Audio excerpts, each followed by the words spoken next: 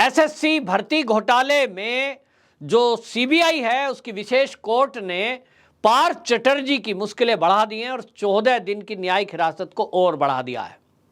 उन्हीं के साथ जो और टीएमसी के नेता जेल के अंदर बंद हैं, अब सीबीआई ने उनकी इन्वेस्टिगेशन के लिए भी प्रार्थना लगाई है और उसके बाद अभी जांच आगे की होना बाकी है कि पार्थ चटर्जी के घर से जो नोट मिले थे और जो ये घपला घोटाला हुआ है, जो उनकी एक दोस्त थी उसके घर से नोट मिले थे, ये सब के सब इस घोटाले में कहीं कोई और लोग भी तो नहीं है। सीबीआई की कोर्ट में जो 14 दिन की न्यायिक हिरासत बढ़ी है, इससे पार्थ चटर्जी टूटे हुए दिखाई दिए और उनको लग रहा था शुरू में कि भाई हाई कोर्ट है, फिर उसके बाद सुप्रीम कोर्ट है और थोड़े ही दिन में दीदी मुझे छुड़वा लेगी। लेकिन अब पत्रकारों का कहना यह है कि जैसे ही जज साहब ने 14 दिन की न्यायिक हिरासत पार्थ चटर्जी की बढ़ाई, अर्पिता मुखर्जी की बढ़ाई, ये दोनों रोने लगे हैं और परेशान हो गए कि भाई अब शायद जेल से बाहर नहीं आ पाएंगे। पहले शुरू में लगता है आदमी को कि यार हमारी तो बहुत पहुंच है, हम तो बहुत पैसे वाले हैं, हम तो छूट ही जाएंगे। लेकिन जिस तरह से 15 दिन करके महीनों बीत चुका है, सूत्र तो ये कह रहे हैं कि अभी तो सीबीआई है, फिर आगे से ईडी आने वाली है, छूटने नहीं है। और इनको एक ही रास्ता बताया गया कि छूटोगे तब जब आप निर्दोष साबित होगे और इस घोटाले में जो जो लोग हैं, मुख्य कौन लोग हैं, उनके नाम उजागर होंगे। माना जा रहा है कि ममता बनर्जी और उनका भतीजा अभिषेक बनर्जी इस घोटाले से जुड़े हो सकते हैं।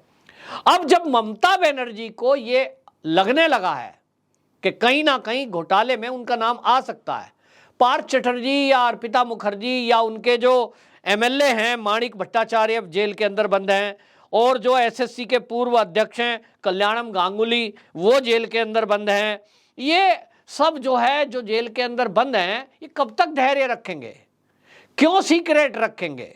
इनको अब लगने लगा है कि भाई तुम जेल से बाहर नहीं आओगे तो तुम तो गए, तो दीदी को क्यों ना साथ लेके चले, क्योंकि सब एक ही जेल में है, आसपास की बैरक में। तो चर्चा होती होगी कि यार हम तो फंस गए, ना पैसे मिले ना पोस्ट, सब गई और दीदी मौज ले रही है, भतीजा मौज ले रहा है, पैसे उनके लिए इकट्ठे करे थे, फंस हम गए हैं। ऐसी चर्चा जेल के अंदर होती है, ऐसा सूत्र बता रहे हैं, क्योंकि वहां सीसीटीवी लगाए हुए हैं, रिकॉर्डिंग होती है, क्या बात कर रहे हैं ये भी तक पता लग जाता है। तो वो ऐसी बात कर रहे हैं। अब ये माना जा रहा है कि वो खुलासा करेंगे और इसलिए ममता बनर्जी जी जो है ना, इस समय घबराई हुई हैं।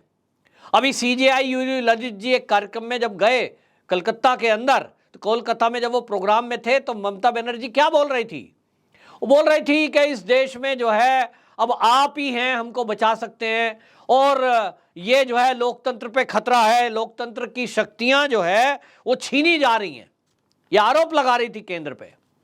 तो इस पर हालांकि केंद्रीय कानून मंत्री किरण रिजिजू का जवाब आया और उन्होंने कहा कि दीदी आपके पश्चिम बंगाल में तो केवल टीएमसी का कानून चलता है और किसी का कानून तो आप मानते ही नहीं है, आप तो जजों को डांट रहे थे, धमका रहे थे।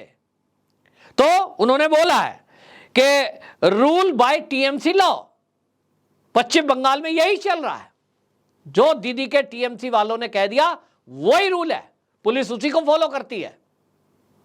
तो एक करारा जवाब केंद्र सरकार के कानून मंत्री किरण रिजिजू ने ममता बनर्जी को दिया है कि दीदी आप किसके सामने नाटक कर रहे हो?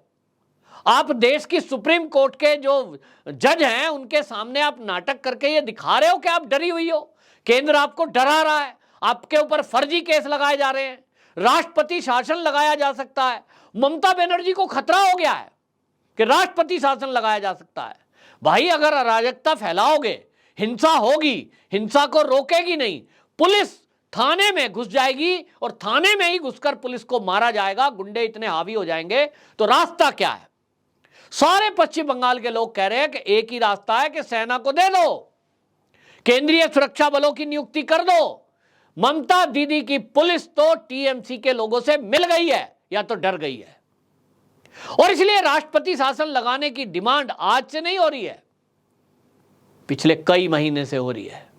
ये तो मोदी जी हैं, ये तो अमित शाह हैं कि लोकतंत्र को बचाए रखे हुए हैं। कार्यकर्ताओं की सुनते तो अभी तक पश्चिम बंगाल में राष्ट्रपति शासन लग गया होता और ममता दीदी और उनका भतीजा जेल की सलाखों के पीछे होता। अगर इस समय केंद्र में कांग्रेस होती तो ममता दीदी को कब का जेल में डाल देती, लेकिन ये तो बीजेपी है, मोदी जी है, अमित शाह हैं, लोकतंत्र को याद रखते हैं और जिंदा रखे हुए हैं। लेकिन दीदी का डर है और डर बिल्कुल जायज है, क्योंकि जनता की मांग है और कानून भी ये कहता है कि यदि किसी राज्य का मुख्यमंत्री राज्य की व्यवस्थाओं को चलाने में विफल हो, लोगों के अंदर भय हो, लॉ एंड ऑर्डर की सिचुएशन खराब हो गई हो, ऐसे में राष्ट्रपति शासन ही लगाना एकमात्र उपाय है। इसीलिए वो धारा रखी है राष्ट्रपति शासन के लिए। अब आप समझ सकते हैं कि ये जो भर्ती घोटाला हुआ है, इससे आम पब्लिक कितनी परेशान हुई है, गरीब घर के बच्चे। ये भर्ती थी, आपको बता दें, West Bengal central school services commission, जिसको एसएससी बोलते हैं, इसमें बड़े बड़े अधिकारी मिले हुए थे। और क्या हाल था, ईडी ने रिपोर्ट प्रस्तुत की है। ईडी ने जो रिपोर्ट प्रस्तुत की है उसने कहा कि पश्चिम बंगाल के 600 कॉलेजों में 600 ऑफलाइन रजिस्टर किया गया। इसके लिए एक तो ऑनलाइन हो रहा था, ऑफलाइन रजिस्ट्रेशन, भर्ती में आप टीचर भर्ती हो जाइए, ग्रुप सी डी की भर्ती निकली है, ऑनलाइन हो नहीं रहा था, लोग परेशान थे, वेबसाइट पे जाते थे, वेबसाइट पे आज सबके पास लैपटॉप और फोन है, लेकिन वो वेबसाइट चलती नहीं थी। और इसलिए कुछ कॉलेजों ने यह तय किया कि ऑनलाइन के बजाय वो ऑफलाइन रजिस्ट्रेशन भी करवाएंगे। उसके लिए एक एक बच्चे से 5-5 हजार रुपए लिए गए केवल रजिस्ट्रेशन के। और ऐसे 600 कॉलेज थे। इन 600 कॉलेजों में सोचो, मतलब पश्चिम बंगाल में कितनी बड़ी संख्या में ये घोटाला हुआ है। वो जो 5-5 हजार बच्चों से पैसे लिए रजिस्ट्रेशन के नाम पे, ऑनलाइन तो फ्री में हो जाते हैं, ये पैसे किसकी जेब में गए?